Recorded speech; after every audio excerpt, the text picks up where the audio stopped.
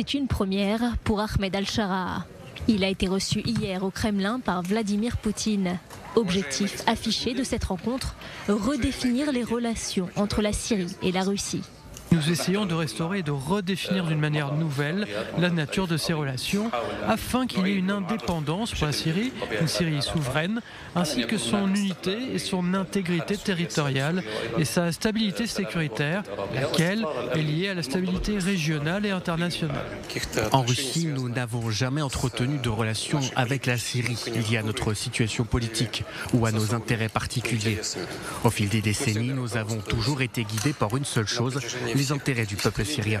Derrière cette visite diplomatique, une demande cruciale, l'exfiltration vers la Syrie de l'ex-président Bachar al-Assad, réfugié à Moscou depuis la chute de son régime en décembre dernier.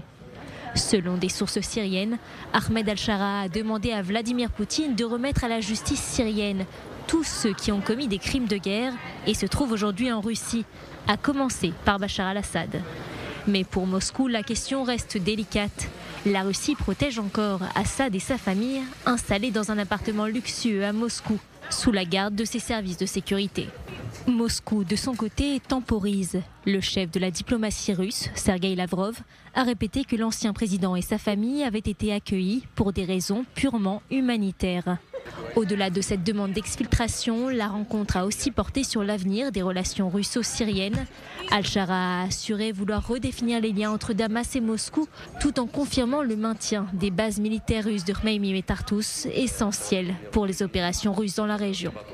En échange, la Syrie espère une aide économique massive.